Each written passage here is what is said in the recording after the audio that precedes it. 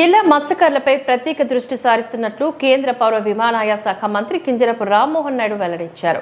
బుధవారం శ్రీకాకుళం నియోజకవర్గ శ్రీకాకుళం రూరల్ మండలం కుందుమనిపేట గ్రామంలో నిర్వహించిన ఇది మంచి ప్రభుత్వం కార్యక్రమంలో రాష్ట్ర వ్యవసాయ శాఖ మంత్రి కింజరపు అచ్చెన్నాయుడు, జిల్లా కలెక్టర్ స్వప్నిల్ దినకర్ పుణ్కర్, స్థానిక శాసనసభ్యుడు గొండు శంకర్లతో కలిసి ఆయన పాల్గొన్నారు. ఈ సందర్భంగా ఆయన మాట్లాడుతూ ఇది మంచి ప్రభుత్వం కార్యక్రమంలో పాల్గొనడం ఆనందంగా ఉందని చెప్పారు. 3,000 పెన్షన్ల నుంచి 4,000 రూపాయలకు పెంచడమైందని అన్నారు. ఇచ్చిన మాటకి ప్రభుత్వం కట్టుబడి 1వ తేదీన తెల్లవారేసరికి పంపిణీ జరిగిందని వివరించారు. మత్స్యకారులకు ఉపాధి లేక వలసలు పోతున్నారని, ఉపాధిపై పెద్ద ఎత్తున దృష్టి పెట్టి మూలపేట పోర్టు 1 సంవత్సరంలోగా పూర్తి చేసి ఈ ప్రాంతంలో మత్స్యకారులకు ఉపాధి దొరుకుతుందని, భోగపురం ఎయిర్పోర్టు పూర్తి చేస్తే ఈ ప్రాంతంలో ఉపాధి అవకాశాలు ఉంటాయని అన్నారు. శ్రీకాకుళంలో విమానాశ్రయం ఏర్పాటు చేస్తామని, జిల్లాలో శాశ్వతమైన కార్యక్రమాలు ఏర్పాట్లు చేస్తామని, ఈ ప్రాంతంలో పరిశ్రమలు ఏర్పాట్లు చేస్తామని, అందుకు అందరి సహాయ సహకారాలు అందించాలని అన్నారు. ఉపాధి కోసం వెళ్లిన మత్స్యకారులు ఇటీవల శ్రీలంకలో చిక్కుకున్నారని, ఇలాంటి సమస్యలు లేకుండా చర్యలు చేపడతామని అన్నారు. రోజుల తర్వాత నేను చంద్రబాబు నాయుడు గారు ముఖ్యమంత్రిగా విశాఖపట్నం నుంచి హెలికాప్టర్లో శ్రీకాకుళం వచ్చి దీపావళి పండగ అది 19ో 21ో నాకు తెలియదు, ఈ గ్రామానికి వచ్చిన విషయాన్ని మీ అందరికీ గుర్తు చేస్తున్నాను.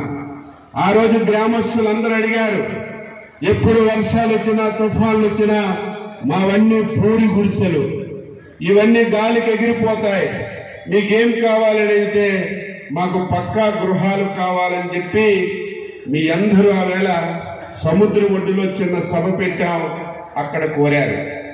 కోరితే ఈ గ్రామానికి ఉదుహుదులో ఇల్లు మంజూరు చేశాం. ఎన్ని సంవత్సరాలు అయింది? 5 సంవత్సరాల్లో కంప్లీట్ చేశాం. అయితే అవి లబ్ధిదారులకు అందించేలోగే ప్రభుత్వం మారిపోయింది. ఎవరైనా సరే ఇటువంటి మంచి కార్యక్రమాన్ని ఆ ప్రభుత్వం కొనసాగించాలి, కానీ 5 సంవత్సరాలు దాని మీద కనీసం దృష్టి పెట్టలేదు. ఇదేదో ఒక శ్రీకాకుళం నియోజకవర్గం ఇది ఓపెన్ చేస్తే ఆయనకి పేరు వస్తుందని మొత్తం 5 సంవత్సరాలు ఎక్కడ కూడా ఇల్లు పంపిణీ చేయలేదు. నేను ఈ మధ్య కాలంలో ప్రభుత్వం వచ్చిన తర్వాత జిల్లాలో అన్ని దగ్గరలా ఉదుహుదు ఇల్లు పరిస్థితి ఏంటని మా డిఎం హౌసింగ్ గారికి చెప్పాను. ఆ హౌసింగ్ డిఎం వారి సిబ్బంది ఆ ఉదుహుదు ఇల్లు దగ్గరికి వెళ్తే ఆ ఇల్లు ఓపెన్ చేసేసరికి కళ్ళలో నీళ్లు వస్తున్నాయి, మొత్తం ద్వారాలు పుచ్చిపోయాయి, చేమలు పట్టేశాయి, చుట్టూ ముళ్ళ పొదలతో అక్కడికి వెళ్ళలేనటువంటి పరిస్థితి ఈరోజు జిల్లాలో ఉంది. ఇదా ప్రభుత్వం? ఈరోజు నిన్న నేను మూలపేట వెళ్ళాను. జగన్మోహన్ రెడ్డి మూలపేటలో పోర్టు శంకుస్థాపన చేశాడు. చంద్రబాబు నాయుడు అంతకుముందు భావనపాడులో శంకుస్థాపన చేశారు.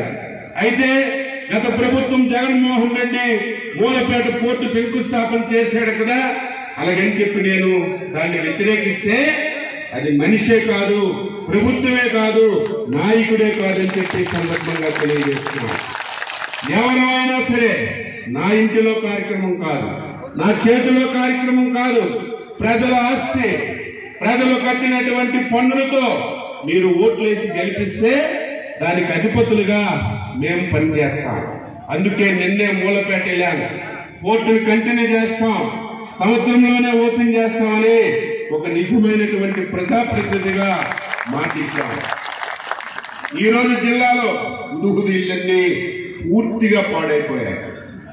నేనే హౌసింగ్ ఎండీ గారికి చెప్పాను, మా జిల్లా రండి, మీరు కూడా మొత్తం తిరగండి, 6 మాసాల్లో మొత్తం ఇన్ఫ్రాస్ట్రక్చర్ అంతా ఇవ్వాలి, ఏదైతే రిపేర్లు ఉన్నాయో అన్ని చేయాలి, చేసి 6 మాసాల్లో ఈ జిల్లాలో ఉన్నటువంటి అన్ని హుదుహుదు హౌసెస్ ని మేము లబ్ధిదారులకు అందిస్తామని ఈ సందర్భంగా తెలియజేస్తున్నాను.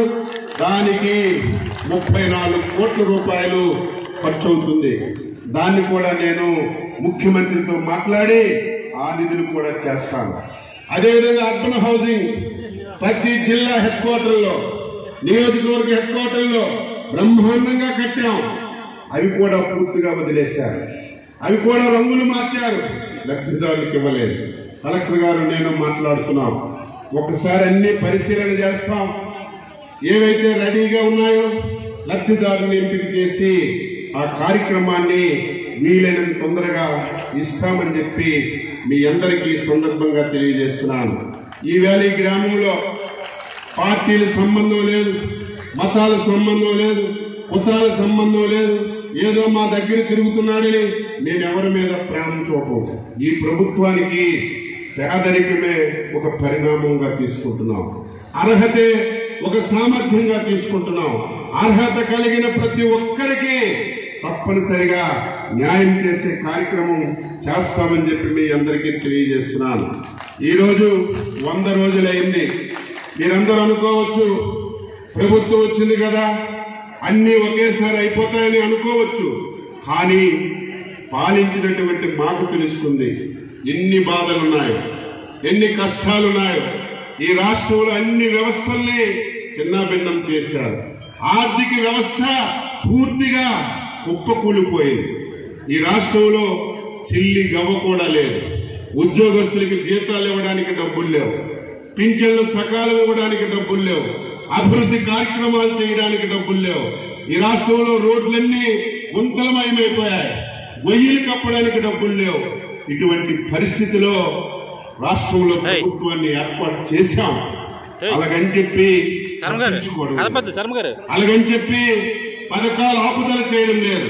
మీకు ఇచ్చిన మాట ప్రకారం 4000 పింఛన్ చేస్తామన్నాం, 4000 రూపాయలు ఇచ్చాం. జగన్మోహన్ రెడ్డి అన్నాడు చంద్రబాబు నాయుడు గెలిస్తే పింఛన్లు ఎత్తేస్తాడు, వాలంటీర్లు ఉండరు, మీ ఇంటికి తెచ్చేవారు అని ఎన్నో అబద్ధాలు మేమే చెప్పాం. గతంలో ఇచ్చిన వాలంటీర్ పింఛను ఇచ్చిన సమయానికంటే 2 గంటల ముందే మీ ఇంటికి తెచ్చిస్తామని చెప్పాం. 3 మాసాలు పంచాం.